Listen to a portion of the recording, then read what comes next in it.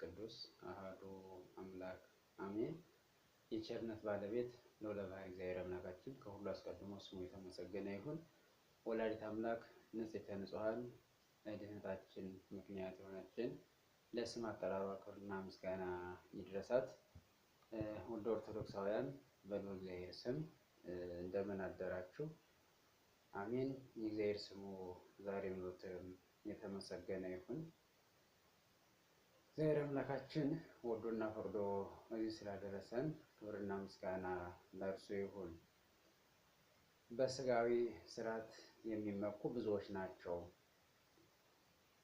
በስጋዊ ስርዓት የሚመኩ ብዙዎች ናቸው። ሐዋርያው ቅዱስ ጳውሎስ ለሁለተኛ ጊዜ በሚልክበት መልእክቱ ሁለተኛ ቆሮንቶስ ምዕራፍ 11 ቁጥር 20 ላይ ያለ ኃይለ ቃል ነው። ሐዋርያው ቅዱስ ጳውሎስ እነዚህን ሰዎች በጊዜው በነበረባቸው ችግርና በነበረው ሁኔታ ሁሉ ትምክህታቸውን ሁለመናቸውን ገልጾ ሲናገር በስጋዊ ስርዓት የሚመኩ ብዙዎች ናቸው ብሎ ገለጸልን። እስመ ብዙኃን ለይትሜክሁ በሕገ ሥጋ፣ በስጋ የሚመኩ በሕገ ሥጋ የሚመኩ ብዙዎች ናቸው። ይህንን ሲገልጽ ሐዋርያው ቅዱስ ጳውሎስ እነዚህ የቆሮንቶስ ሰዎች አስቸጋሪዎች ሆነውበት እሱ አስተምሯቸው ሲሄድ፣ ሌሎቹ ደግሞ ቢጽ ሐሳውያን የሚባሉት ሐሰተኛ ነቢያት፣ ሐሰተኛ አስተማሪዎች በሕገ ሥጋ የሚኖሩ የዓለሙንም ሕግ የቤተ መቅደሱንም ሕግ ይዘው ከዚያና ከዚያ የሚቀላውጡ ሰዎች ነበሩና በመካከል እየገቡ ያስቸግሩት ነበረ። በዚህ መካከል ሲጽፍላቸው እስመ ብዙኃን ለይትሜክኡ በሕገ ሥጋ፣ በስጋዊ ሕግ የሚመኩ ብዙዎች ናቸው ብሎ ነገረን። እነዚህን ሰዎች እንግዲህ ሐዋርያው ቅዱስ ጳውሎስ የመከረበት፣ ያስተማረበት፣ የገሰጸበት በጊዜው መምህራኑ ቢጸ ሐሳውያን ሕገ ወንጌልን ሐዋርያው ቅዱስ ጳውሎስ አስተምሯቸው ከነሱ በሚለይበት ጊዜ በመካከል እየገቡ እነዚህን ሰዎች ምን ያደርጓቸዋል? በኦሪት ሕግ ሕገ ሥጋ ብሎ ኦሪትን ይጠራታል። ለምን? በሬው አለ፣ መስዋዕቱ አለ፣ ሁለመናው የሚበላው የሚጠጣው ስጋዊ ነገር የበዛበት የተረፈበት ነበር፣ የተትረፈረፈበት።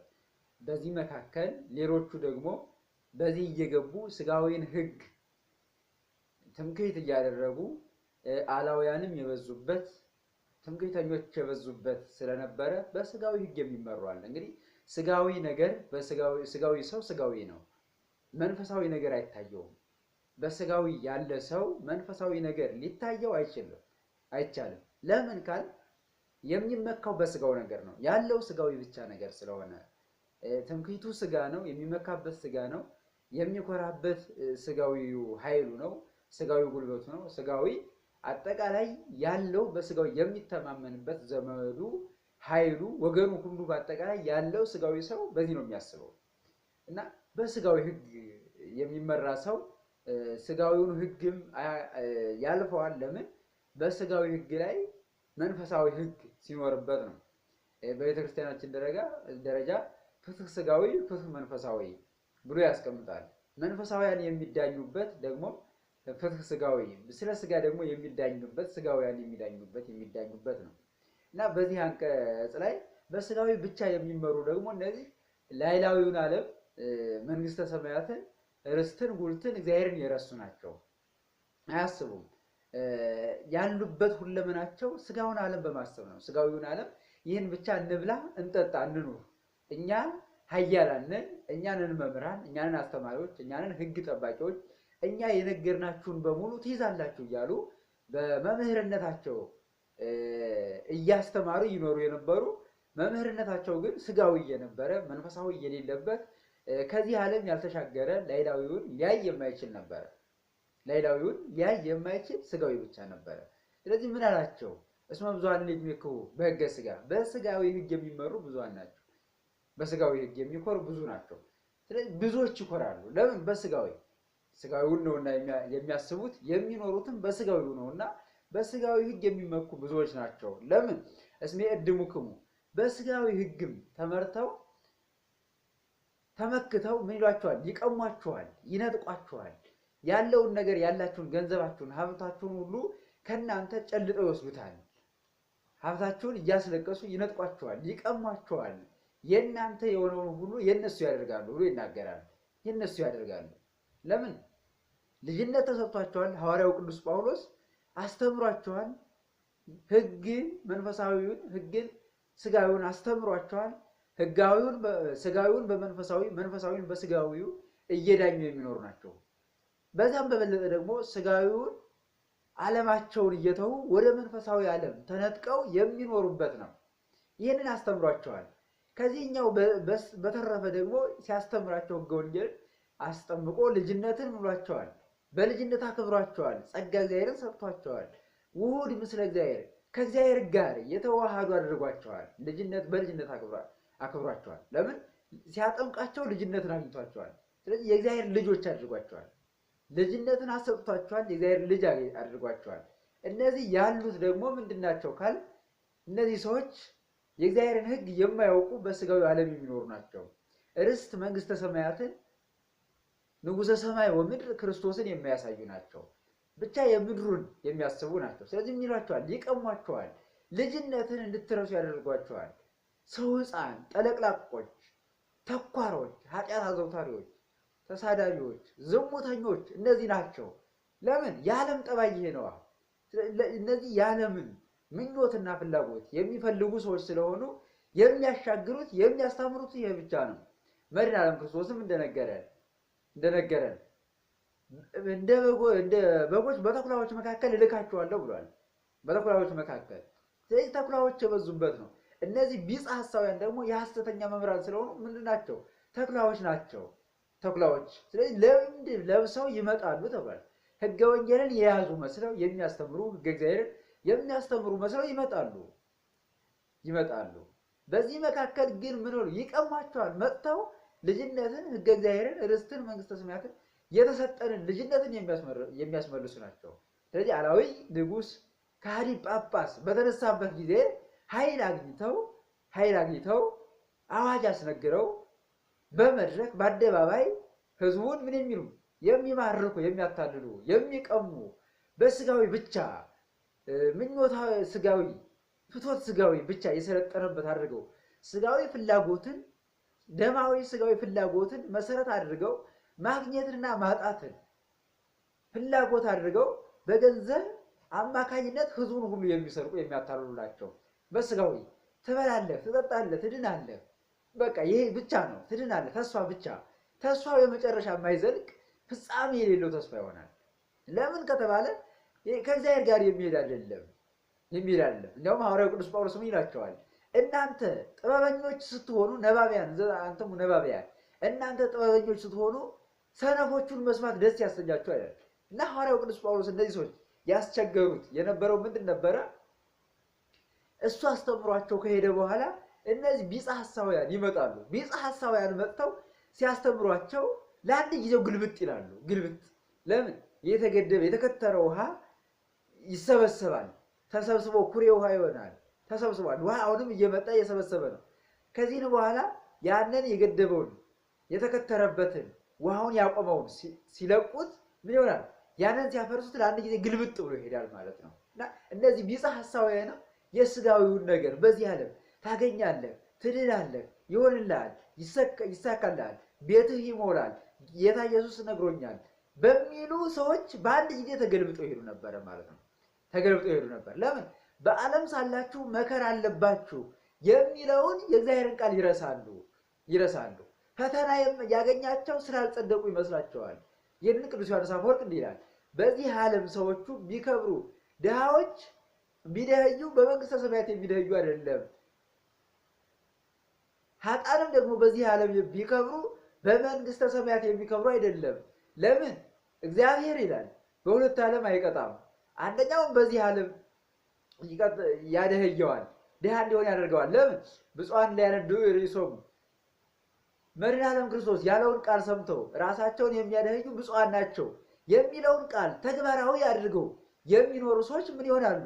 ብፁዓን ተብለው ይጠራሉ።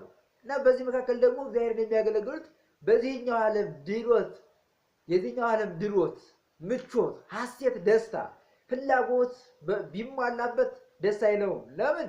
በወዲያኛው ዓለም ነው እግዚአብሔር ደስታውን መስጠት የሚፈልገው። እግዚአብሔር ማውረስ መስጠት እንድናገኝ የሚፈልገው በዚያኛው ዓለም ነው። ኃጥአንን ደግሞ በዚህኛው ዓለም ይላቸዋል፣ አሕዛብን ይሰጣቸዋል፣ ሀብቱ ንብረቱ ይሞላላቸዋል። ለምንድን ነው? እግዚአብሔር የለሾች ናቸውና።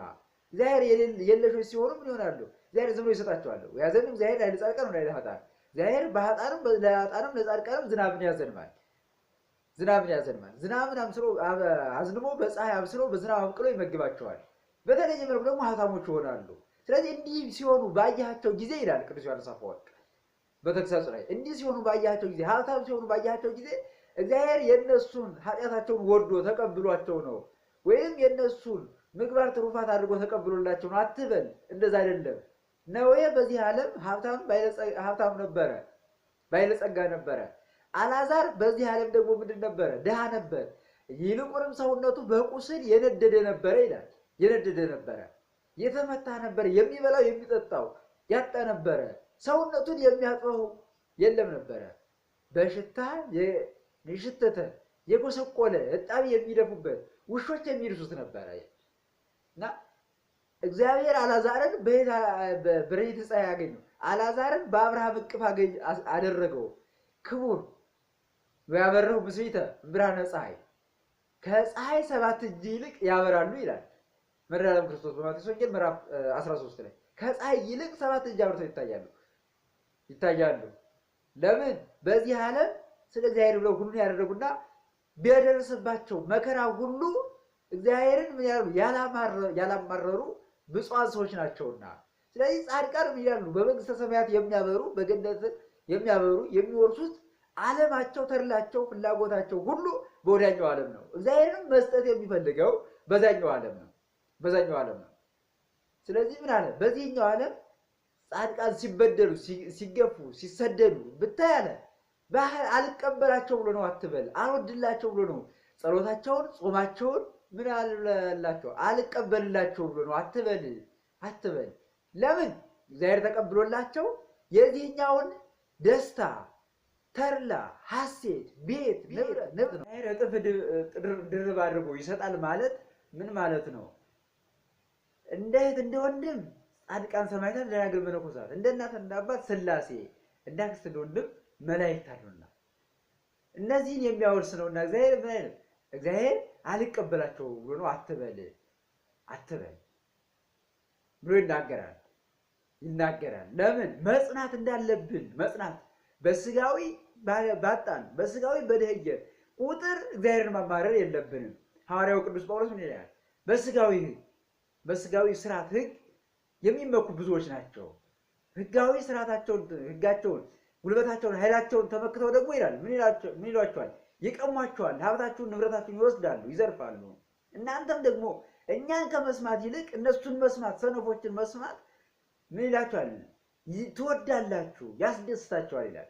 ስለዚህ አሁን ዓለማችን ሰነፎችን መስማት ነው የፈለገው። የሚወደው እነሱን መስማት ነው። ሰነፎችን ለባዊ፣ አይማሬ፣ አዋቂ አድርገው የፈጠረው በደሙ ያነጻው፣ ያከበረው፣ ንጹሕ ያደረገው አሁንም ደግሞ እየነጻ እየከበረ እንዲኖር ያደረገውን እስከ ሞት ድረስ የወደደውን ፈጣሪውን ትቶ ሰነፎችን ይመርጣል። የሰይጣን አበጋዞች የሆኑትን ይመርጣል። ለምንድን ነው እንዲህ የሆነው? ልክ ጊዜያዊ ነው መኖር የሚፈልገው። ሀሳቡ ጊዜያዊ ነው። ኑሮው ከብዶታል፣ ትዳሩ ከብዶታል፣ ልጅ ማሳደግ ከብዶታል፣ ለትምህርት ቤት የሚከፍለው አጥቶ ከብዶታል። ሰው ህይወቱን መምራት አቅቶታል። በዚህ መካከል እያለ ደግሞ ይሞላልሃል፣ ይሳካልሃል፣ ሀብትህ ንብረትህ አሁን በቤትህ ሰላም ይገባል ሲለው ጊዜያዊ ተድላውን ጊዜያዊ ስሜቱን ተረድቶ አጥንቶ ሲመጣ ምን ይለዋል? ወደዚያ ግር ብሎ ይሄዳል ማለት ነው። ግር ብሎ ይሄዳል። እግዚአብሔር እውነት አሁን ለእኛ መስጠት አቅቶት ነው? አሁን እግዚአብሔር ለእኛ ያልሰጠን ነገር ኑሮ ነው? እስከ ሞት ድረስ ስጋውን ቆርሶ ደሙን አፍስሶ ሰጥቶን አሁን ከዚህ በላይ የበለጠ ስጦታ አለ? የእርሱ ልጆች አድርጎ አርአያችንን ነስቶ ስጋችንን ነስቶ እንደ ሕፃናት በጨርቅ ተጠቅሎ በበረት ተጥሎ አልቅሶ ተሰዶ ተርቦ ተጠምቶ ጾሞ ጸልዮ ከዚያስ ደግሞ ወንጌልን አስተምሮ በመልዕልተ መስቀል ላይ ተሰቅሎ ደሙን አፍስሶ ስጋውን ቆርሶ ደሙን አፍስሶ ሰጥቶን በመቃብር ወደ መቃብር ወርዶልን በመቃብር ፈርሰን በስብሰን እንቀር የነበርን እኛ ከመቃብር ገብቶ ያንንም ሙስና መቃብርን አጥፍቶ በትንሣኤ አብስሮን እስከ ሞት ድረስ የወደደን እግዚአብሔር አሁን እስከ ሞቱ ድረስ ሕይወቱን የሰጠን ስጋዬን ብሉ ደሜን ጠጡ ብሎ የሰጠን እግዚአብሔር አሁን ለእኛ የማይሰጠን ነገር ኑሮት ላለመስጠት እግዚአብሔር ፈልጎ ነው አይደለም። ታዲያ ለምንድን ነው? ከዚህ በላይ ስጦታ ስላለው ነው። ከዚህ በላይ እኛ ከምናስበው፣ ከምንበላው፣ ከምንጠጣው፣ ከዚህ በላይ ከምንደሰትበት፣ ከምንለብሰው፣ ከምንሞቅበት፣ ከምንደምቅበት፣ ከምናጌጥበት፣ ከምንዋብበት በላይ ውበት፣ ጸጋ፣ ውህደት እግዚአብሔር ራሱ ሊሰጥን ስለፈለገ ያዘጋጀው ዓይን ያላየው ጆሮ ያልሰማው በሰው ልቡና ውስጥ እንደሚገባት ወራት አስባ የማትታወቅ ርስት መንግሥተ ሰማያት ስላለች ያችን ተወርሷል። እስመ በብዙ ጻማ ሀለወነ ንባ ውስተ መንግሥተ እግዚአብሔር። በብዙ ጻማ፣ በብዙ ድካም፣ በብዙ ችግር ፈተና ውስጥ ወደ እግዚአብሔር መንግሥት ልንገባ አለን። ስለዚህ በብዙ መከራ ውስጥ ስናልፍ ነው ምንም እናገኘው መንግሥተ ሰማያት የሚገኘው። የእግዚአብሔር ዙፋን ከበው የእግዚአብሔርን ዙፋን ከበው የሚያመሰግኑ መላእክት የሚወርሱትን ዘላለማዊ ሕይወትን ከነሱ ጋር የምንኖርበትን ዓለም ደግሞ የሚያወርሰን እግዚአብሔር ምን ሲሆን ነው? ጸንተን እስከ መጨረሻው ድረስ ጸንተን ስንኖር ነው። ስለዚህ አሁን ቤተክርስቲያናችን በእጅጉ ፈተና ላይ ያለችበት ሀገርም እንደ ሀገር ቤተክርስቲያንም እንደ ቤተክርስቲያን ገደል አፋፍ ላይ የቆመችበት ነው። ከገደል አፋፍ ላይ የቆመችበት ከገደል አፋፍ ላይ የቆመ ምንድን ነው? ዘው ቢል መውደቅ ነው፣ አይተርፍም። አሁን እዚያ ላይ ያለችው። ስለዚህ ምን አለ? ይቀሟችኋል አለ ሐዋርያው ቅዱስ ጳውሎስ። ሀብታችሁን ንብረታችሁን ይቀሟችኋል። ይሄ ነው የሆነው። መስቀል አደባባዩ ሰውን ተለማመደው። የሕዝብ ገንዘብ ነው ተባለ። ከዚያስ ሌላውም የማይመለከተው ሁሉ አከበረበት። አሁን ደግሞ መቋሚያው ከበሮ ሁሉ ምን አደረገ? ተወረሰና በዚህ በቃ ሽፋን ተሰጥቶት ኦርቶዶክሳዊትን የማዳከም ሰለባ የማድረግ ልጆቿን የማበደል ተስፋ የማስቆረጥ ትንሣኤ የሌለ እስከሚመስል ድረስ ሰዎች ሁሉ በቃ አቅም የለንም ከዚህ በኋላ ብለው ጸጥ እንዲሉባት የማስመሰል ደረጃ ነው እየተሰራ ያለው። በዚህ መካከል ሌላውም ከዚህ በፊት አንድ ጊዜም ሁለት ጊዜም በሹመታቸው ሲመጣባቸው ማቅ ለብሰው ልበሱ ያሉን ሰዎችም ዛሬ የሉም። ጥቁር ልበሱ፣ አልቅሱ፣ እግዚኦታ አድርሱ ብለው አዋጅ የነገሩ ሰዎችም ዛሬ ከበሮ የኛ፣ መቋሚያው የኛ፣ ጸናጽሉ የኛ እያልን እኛ በየአውደ ምሕረቱ የምንዘምረው በየጉዞው የምንዘምረው የለም። ታዲያ የታለ? ይኸው ወረሱት። የኛ ከሆነ የኛ ገንዘብ ምናምን ቀሙን፣ ወሰዱት። ይቀሟቸዋል አለ፣ ይነጥቋቸዋል፣ ይቀሟቸዋል። ርስት ጉልታችንን ይወስዱታል፣ ወሰዱት። ከዚህ የበለጠ የለም። ይቀሟቸዋል። በስጋዊ ስርዓት የሚመኩ ብዙዎች ናቸው። ስለዚህ ስጋዊ ስርዓት ደግሞ ስጋዊ ሕግ ደግሞ ምን አይሆን? ስጋዊ ኃይል ስጋዊ ጉልበት ደግሞ ከእግዚአብሔር ጋር ሊወዳደር አይችልም። ታዲያ ከማን ጋር ነው ካል ከስጋዊ ይጠፋል፣ ያልፋል። ይህ ሁሉ ነገር ያልፋል። ስለዚህ ምዕመናን በያለንበት ጸንተን ምን ማድረግ አለብን? መበርታት ያልነበረውን እንደነበረ አድርጎ ለማስቀጠል ስር መሰረት የሌለውን እንደነበረ ስር መሰረት እንዳለው አድርገው ለማስቀጠል ከተነሱ እኛም ደግሞ ምን ማድረግ የነበረውን መጠበቅ እንዴት ያቀተናል? ስለዚህ ከማንም የምንጠብቀው ነገር አይደለም። ታዲያ ከማንም የምንጠብቀው ከራሳችን ቤተክርስቲያናችንን የምናድናት እኛ ነን። እኛው ሌላ የሚያድንልን አካል የለም። ሀገራችንን የምናድናት እኛ ነን። ሌላ የሚያድንልን አካል የለም። እንዴት አድርገን እናድናለን? ማን ያድናታል? እኔ። ማን ያድናታል? አንተ። ማን ያድናታል? አንቺ። ከዛስ ማን ያድናታል? ጠቅለል ስናደርገው እኔ እናንተ። ከዛስ ማን ያድናታል? እኛ ስንል ህብረት አካል ያለው በዚህ መሰረት ውስጥ ቤተክርስቲያንንም ሀገርንም ታድገን ካልኖር ወይ ይገሉክሙ ይቀሟቸዋል፣ ወይ ይዱክሙ ይቀሟቸዋል፣ ይነጥቋቸዋል ነው ይነጥቋቸዋል። ስለዚህ የኛ የሆነው ሁሉ የኛ ያልሆነ ነው፣ እንዳልነበረ እየሆነ ነው። ያ ተናጋሪው ሁሉ አፈጮሌው ሁሉ ምን ሆነ? የኛ የምንሎች ሁሉ ምን ሆነ? ዲዳውን ለመናገር አፋችንን ለመክፈት አቃተን። ስለዚህ ለክብራቸው የሚጨነቁ ሰዎች በክብራቸው ስማቸው ካልተጠራ መምህራንን ከአውደ ምሕረት የሚያባርሩ ሰዎች ቦታችን፣ ርስታችን፣ መንግስታችን የምንወርስበት ምልክታችን፣ መኖሪያችን የዘላለማዊ ሕይወት የምንወርስበት ሲነጠቅ ጸጥ አሉ። አፋቸው በማይተም የተመጣው። ስለዚህ ቤተክርስቲያናችን ማዳን መጠበቅ ከኛ ይጠበቃል። ለምን? በስጋዊ ስርዓትና በስጋዊ ፍትህ እየተመኩ ምን ብለዋል? ምን አድርገዋል? ቦታችንን ወስደዋል። የኛ የሌላ እናምጣ አይደለም፣ የሌላውን አላመጣንም። የኛውን እኛን ለጥምቀት ለማክበር እየተከለከል፣ ለመስቀል ለማክበር እየተከለከል፣ ቦታችን እየተነጠቀ የኛ ቦታ ደግሞ አሳልፎ ይሰጣል። ስለዚህ ሕጋዊ ከለላ ያለው ስርዓት አልበኝነት እኛ ኦርቶዶክሳዊነት ወንጀል የሆነበት አሁንም ደግሞ ቀጣዩ ምን መሆን የታቀደበት በአዋጅ ለመጥፋት ጉዞ ላይ ያለበት የጦርነት አዋጅ ኦርቶዶክሳውያን ይጥፉ ተብሎ በአዋጅ ያልተነገረበት እንጂ በሌላ መልኩ እያየን ነው። በሌላ መልኩ በተዘዋዋሪ እየጠፋንበት ያለ ነው ሌላ አይደለም። ለምን ካል ይሄው ከዚህ የበለጠ ምን አለ? የአብነት ትምህርት ቤት ገዳማት ይወድማሉ፣ ተማሪዎች ይገደላሉ። አይነ ስውራን መምህራን አይተው አጣብቀው መብላት የማይችሉት ሁሉ ይገደላሉ፣ በታጣቂዎቹ ይገደላሉ። ስለዚህ ከምንጩ የሚያደርቁት ለምንድን ነው ካል ኦርቶዶክሳዊት ቤተክርስቲያን እንዳትቀጥል ስለሚፈለግ ነው፣ ሌላ አይደለም። ታዲያ አይነ ስውራንን መምህራንን ለምን ይገድላሉ? ባይኗ የሚበላውን ምግብ ለይቶ ምን ይኑርበት መለየት ማየት የማይችለውን ይገድሉታል። ሰብአዊነት የጎደለውን ለሰው ማዘን መራራት የሚባለው እንኳን የሌለበት ነው። ታዲያ አባቴ ሞቶ እኔ ልጅ አባቴን መቅበር ካልቻልኩ፣ አባቴን አስታምሜ መቅበር ካልቻልኩ፣ ለአባቴ መከታ መሆን ካልቻልኩ፣ አባቴ ሲደክም ጉልበቱ ሲደክም ሰርቼ ማብላት፣ ቀድጄ ማልበስ፣ ቆርሼ ማጉረስ ካልቻልኩ ልጅነቴ ምን ላይ ነው?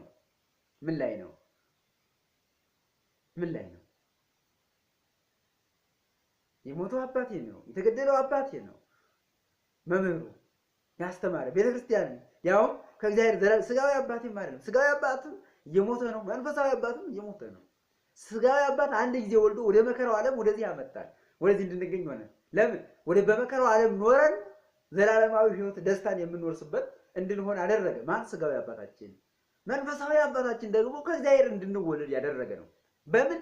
በትምህርት ያደረገ፣ በጥምቀት በልጅነት ከእግዚአብሔር እንድንወለድ ያደረገ።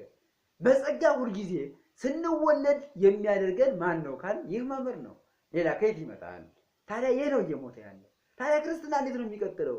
መምህር አስተምሮ ቤተክርስቲያን ካልቀጠለች፣ ካህናት ካልወጡ፣ ዲያቆናት ካልወጡ፣ ምዕመናን ካልቆረቡ፣ መምህሩ አስተምሮ ምዕመናን ካልቆረቡ፣ ዲያቆናት ተምረው ካልቀደሱ፣ ካህናቱ ተምረው ካህናት መሆን ካልቻሉ ከየት ይመጣል ክርስትና? የለማ። ያለ መምህር ክርስትና የለም። ጳጳስ ከየት ይመጣል? የለም፣ አይመጣም። መምህር ከሌለ ጳጳስ አይመጣም። አሁን የመጨረሻ የቤተክርስቲያኒቷ ደረጃ ማን ነው? ጳጳስ ነው አይደል? ሊቀ ጵጵስና ነው፣ ፓትርያርክነት ነው። ይህ በመምህራን ነው። መምህር ጳጳስም ወልደ መምህር ነው። ዲያቆንም ወልደ መምህር ነው። መምህርም ወልደ መምህር ነው። ያለ መምህር የሚወለድ የለም። ያለ መምህር የሚወለድ የለም። ስለዚህ ምንድነው ካል መምህሩ መቀመጥ ከወንበሩ ላይ መቀመጥ አለበት፣ መቻል አለበት። ገዳማቱም ከገዳማቸው መፈናቀል የለባቸው። ለምን? ይህ ዓለም በቃኝ የሞትኩ ነኝ ብለው ራሳቸውን አስቀድመው የገደሉ ሰዎች እንዴት ይሞታሉ? ቤተክርስቲያንስ እንዴት ሀብት ርስት ጉልቷ እንዴት ይነጠቃል፣ ይቀማል? የአብነት ተማሪዎችስ ገና በመማር ላይ ያሉ ለሀገር የሚጸልዩ ለትውልድ የሚጸልዩ ለመምህራቸው የቤተ ክርስቲያን የሚጸልዩ ለወንዙ ለውሃው የሚጸልዩ ደቀ መዛሙርት ለነገ ተተኪዎች እንዴት ይሞታሉ? እንዴት ለምን ይሞታሉ? ለምን ይሞታሉ? ስለዚህ እየተነጠቅን ያለ ነው ምኑን ነው ካል ተንቀሳቃሹንም የማይንቀሳቀሰው ነው። ለምን ተንቀሳቃሹን መምህራንን ከቦታ ቦታ የእውቀት ገበታ የምስጢር ምንጭ የሆኑትን መምህራኑን እያጣን ነው። መምህራኑን እያጣን ነው። ከቦታ ቦታ ዙረው ተዟዙረው የሚያስተምሩት እያጣን ነው። በአንድም በሌላ መልኩ በሞትም በስደትም እያጣናቸው ነው።